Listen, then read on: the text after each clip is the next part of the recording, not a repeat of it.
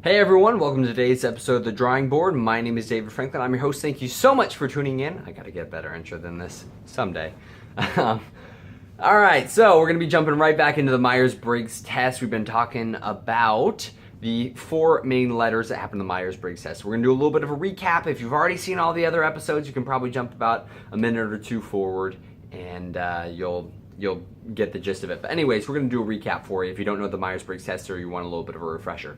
So, Myers-Briggs test, what it does is it takes your personality and it tries to use 4 different letters to describe how you respond to external stimuli. So, the first, you're going to have a series of 4 letters. Each letter slot has a possibility of 2 different letters. The first one is going to be E or I for extrovert or introvert, meaning how you like to spend your time, whether you like to spend it around people or by yourself. It's more complicated than that. You'll see that in the video. Anyways, that's a really quick recap. Number 2, intuitive versus sensing, whether you're future focused for the intuitive type, that's an N, or you are really focused on practical, in the now kind of solutions for things, that's sensing, that's an S. Then we're going to have thinking versus feeling, what we're going to talk about today, and last but not least, judging versus perceiving. So, thinking versus feeling, it's a minute and a half, that's pretty close. All right, so it was 1 minute ahead. Thinking versus feeling. That's going to be the third letter here. This is probably the most obvious of all of them, but it is more nuanced than you might think. Thinkers, we'll start there. Thinkers usually fall into areas where they prefer like math and science fields professionally. You probably don't see them in places that are quite as creative because they tend to focus a lot on logic. When solving problems, when making decisions for themselves, they're going to approach things logically. They try to take their feelings and their emotional perspectives on things. They try to take those out. They try to disregard other people's emotions and impressions of them and just try and move forward based off of the facts, quote unquote. Let me see exactly how the Myers-Briggs Foundation puts it.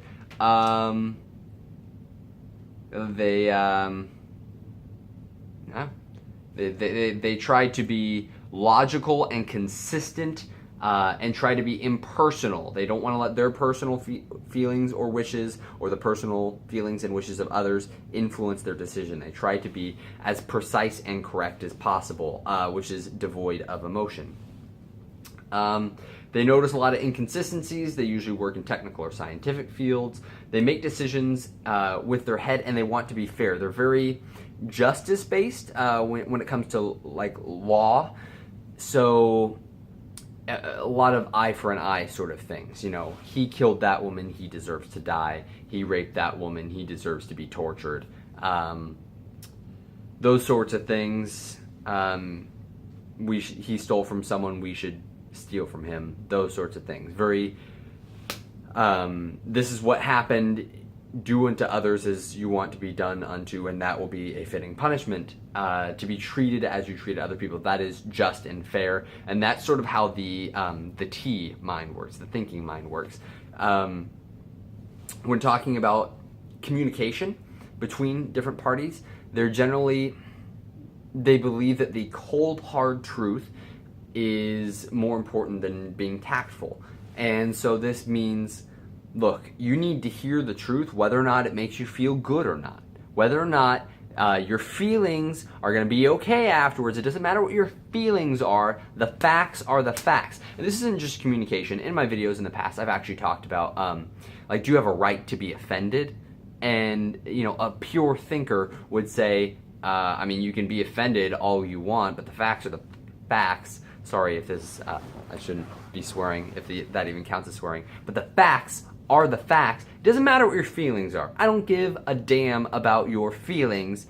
Get away. I don't care about your feelings. The facts are the facts. The scientific proof is all we need, and it doesn't matter how you feel. I'm going to say it how it is. And you should wrap your life around that, because that's the logical thing. The logical thing is the closest thing to the truth. And if you're behaving in any other way, if you're communicating in any other way, you're fooling yourself, you're deceiving other people, you're twisting the truth, you're watering it down. That's the thinking kind of mentality. They can sometimes Sometimes I miss or don't value the people part of the situation. So usually, as you can see there, I don't care about how you feel kind of perspective.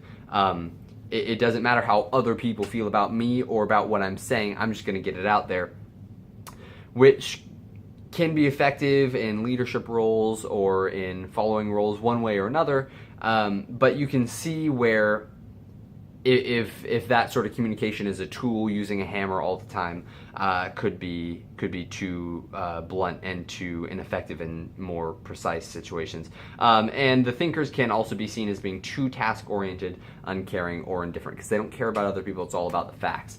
And so these people might even find, when we're getting into the more soft sciences, they might like fields like economics, which is technically kind of a psychological field. But sorry, this is getting a little off. But if you're familiar with economics at all, and you know of Homo economicus, and like Homo sapiens, but they call it Homo economicus. Homo economicus does things that always pay off best for that person. So if everyone's paying to the Salvation Army guy out front, it doesn't matter if I give my $1. As long as everyone else gives their dollar, millions of dollars will be donated. Good will be done, but I save my $1 because that $1 really didn't make a difference. Homo economicus doesn't vote because millions of people are going to vote. My one vote doesn't make a difference. That's how Homo economicus works, and that's a pure thinker. Like past what like any human behaves. No human is fully Homo economicus, which would be a pure, utter thinker. And even 100% thinkers still don't completely behave that way, because there is a human element to all of us. We do kind of get how other people feel. We kind of do care a little bit, even if we disregard it. And that's something that I find interesting about thinkers, is thinkers can care about what you feel. They can care about how they feel. They aren't feelingless. They aren't emotionless. They can just disregard that and think through it. So that's the characteristics of the thinker. The feeler, however, feels that they have to weigh options based off of maybe the facts, but also how everyone in the situation feels. They're very harmony-based. They don't want to necessarily step on anyone's feelings. When they're presenting things in communication, they're going to use a lot of tact. They believe that there isn't such a thing as the cold, hard truth. The truth can be presented in a way that doesn't have to crush people's feelings.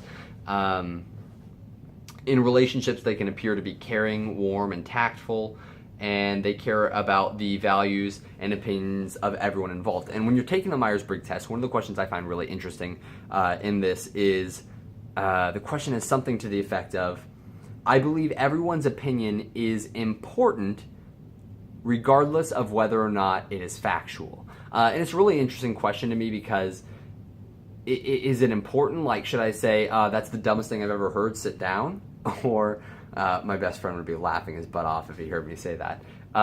Or should you be saying, kind of a middle ground, that's nice, but maybe you might not have everything straight. I heard this one time, sort of thing. Or like, I don't want to step on your feelings, but I also don't think you're right. Or you sitting at a sort of like, oh wow, no, that's really interesting, huh? That's really interesting. I like where you're coming from. I see where you're coming from, and I'll keep that in mind, sort of thing. And there's a lot of different ways you can come at it, but that's how the feeler might interact. Is that they want to. They don't want to hurt someone, but at the same time, they aren't going to necessarily lie to them, but they might soften the truth a little bit, according to the thinker, one way or another. So, the following statements generally apply to feelers, according to the Meyers Briggs test. I have a people or communications orientation, very tact-based, very how do I make other people feel, how do other people feel about me, kind of thing. And you let that affect and influence your emotions, not necessarily for the worse, but there is some sort of influence there. I am concerned with harmony and nervous when it is missing. I look for what is important to others and express concern for others. I make decisions with my heart, and I want to be compassionate. I believe that being tactful is more important than telling the cold truth. Sometimes I miss seeing or communicating the hard truth of situations, and I am sometimes experienced by others to be too idealistic, mushy, or indirect, which is where the feeling becomes becomes sort of a problem when compared to the thinker, who can be seen as being too task-oriented, uncaring, or indifferent. So again, there are pure thinkers and pure feelers, and I place a big emphasis on saying that because when you take the Meyers Briggs test, what it's going to do is it's going to say you are 80% extrovert, 20% introvert, that sort of thing. Most of the time, you're not going to be a 100% extrovert and a 100% introvert. You're going to be somewhere in between. And likewise, that still applies to the thinker versus the feeler. You're probably not going to be a 100% thinker. You're probably not going to say, you know what, I don't care how I make anyone feel ever. I'm just going to spit the truth, and that's how it works. Regardless of what certain celebrities might do on Facebook, thinking that, oh, I'm going to make a big show of this. A lot of the times that's sort of a screen personality. Most of the time people are more nuanced, they have more of a combination. I myself am really, really weak between my thinking and feeling preference. I have my moments where I'm more of a thinker, I have my moments where I'm more of a feeler. So if you score at a 50% or above, you have a moderate to strong preference for that particular characteristic. If you score at a 30 to 40, it's a moderate preference. If you score a 30 or below, you're a moderate to low to no preference. So for me, a lot of times when I'm taking this test, I'll get like 10% thinker or 10% feeler, which really means I don't really have either preference for either characteristic. I'm fully an EN type, an extroverted, intuitive, but for my thinking versus feeling and my judging versus perceiving, it's all over the place, and it can be both at any moment. So anyways, I encourage you all to take this test. You can take either the Meyers Briggs Foundation test or the 16 personality test. Both are very reputable, and I've taken both personality types a lot of times, and you get fairly consistent results. Obviously, for me, the thinking versus feeling and the judging versus perceiving is all over the place because I have such a weak preference to begin with. But for the most part, the tests seem to get similar results. So go ahead and check that out. And as promised, if you want to go to the next video, we're going to be talking about the judging versus perceiving part, but I have a couple things that I want to mention about the show. So we're going to keep going with the Meyers Briggs thing. We have the one more episode. I have like 30 episodes I can do on this, so if you're liking it, I can go into more detail. I can even do like 16 episodes on each of the 16 different personality types. But if not, we'll maybe do 3 or 4 more, see how you like it. If not, we'll go back to some more of the traditional questions I was asking about 3 months ago. So another thing I wanted to say, 2 things I can use from you as my audience. I've been doing a free show for a long time. I'm putting out a lot of content, and I'm trying to put out a lot now. Now, I'm not asking for any money or anything. What I am asking from you is, as viewers, if you're liking what you're seeing, like and subscribe. I guess I'm asking for 3 things. Like and subscribe. That helps me, know that you like my videos and helps more people find them. The second thing is, if you could just comment and let me know when you like things, that really helps. And if you really like something, or on this week's video, if you say, I really want to hear about, I don't know, why bumblebees don't bounce when you throw them against the ground. That was the dumbest example I could have ever come up with. But you know what I mean. It doesn't have to be related to the video. You can comment, ask me to do a video. If I think it's a good question, I will absolutely include it in probably a couple of weeks. I do have a schedule that I'm trying to keep with my videos, but I will absolutely get to those questions. And that really helps me just, if you have a question that I think is interesting, I love to answer it. Right now, I probably have 50 different videos that I want to do. That doesn't mean that's what you want to see, though, and I like explaining a lot of different things, so you can give me anything, and I'll pretty much run with it. The last thing is, this is more of a personal thing you can do for me, not having to do with the show at all. I'm really trying to, after the last year, if you followed me at all, I've put a lot of time in my Kickstarter, a whole lot of time into my Kickstarters. It's been a year and a half of my life, and I've been putting in countless hours and really not taking care of myself physically or mentally. So taking a step back, putting some energy in the show, and the show is relatively coming first, but I'm still gonna have a lot more time left over. So I'm gonna put some time into myself physically.